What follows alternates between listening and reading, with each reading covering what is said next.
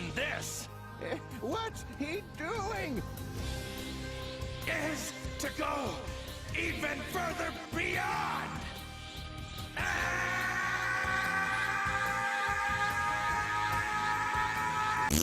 The Active Defense Charge, the latest addition to the Active Defense series. Here's how it works. First, the player must hold down the OK button or hold their touch against the screen. While doing so, a gauge will appear next to the targeted actor. The gauge will fill up and empty itself back and forth. Once a player releases a button or their touch, the targeted actor will perform a dodge similar to the jump active defense. The higher the gauge was when the button was released, the further they will travel from their dodge. If they move far enough away from their original position, they will dodge the enemy animation.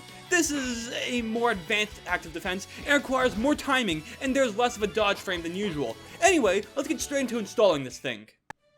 First, make sure you have the Active Defense core installed and install the Active Defense Charge underneath it. To make an enemy skill activate the Charge Active Defense, place the following note tag within the skill the enemy will use: Active Defense Charge, End Active Defense. Now, when the enemy uses this skill, the actors will have the capability to use a Charge Active Defense. This Active Defense also uses the same animation setup used for the Jump Active Defense. If you're unfamiliar with it, I would recommend watching the Active Defense core video annotated right here to learn how to set up the dodge frames for animations. With that out of the way, you can now use the Charge Active Defense in your game.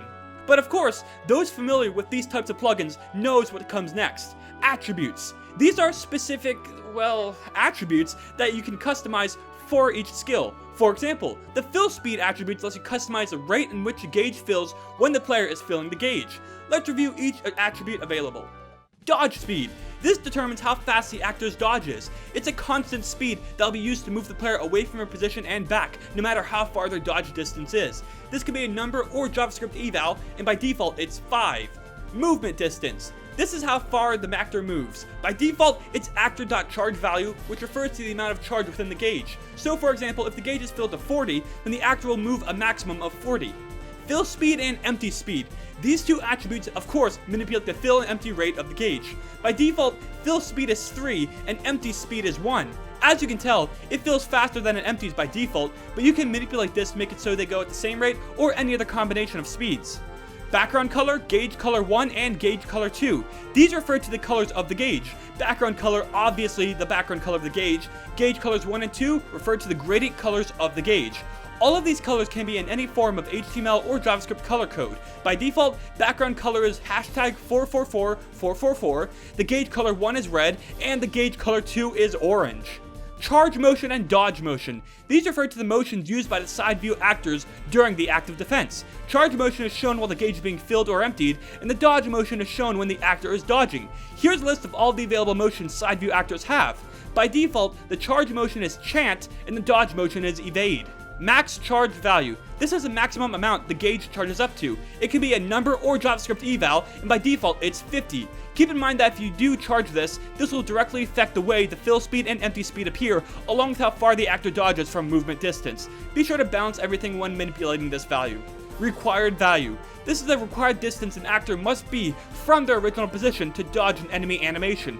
It can be a number or JavaScript eval, and by default it's 30.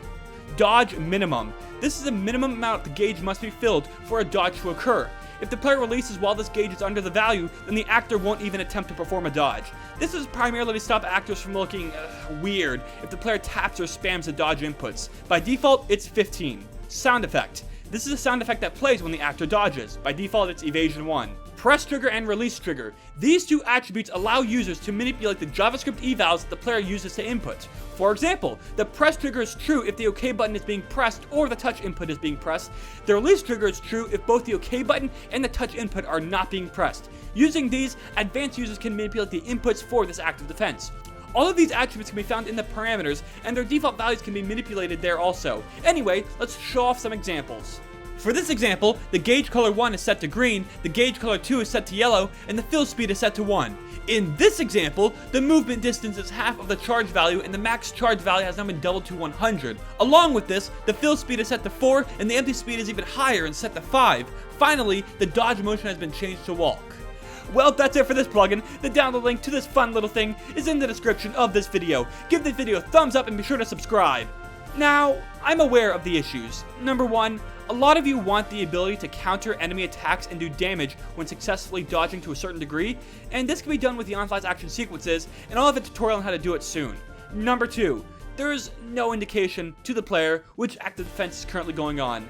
This is not good because both the jump active defense and the charge active defense require the player to time things differently. So if this video gets 100 likes, next week I'll release the active defense indicators. This will allow you to create indications in the form of text, icons, or other types of images which allow you to communicate to the player which active defense is being used. For example, an arrow could be used to represent the actor's jumping dodge, while the weird charging man guy can be used for the charge active defense. And that's all for now, until next time.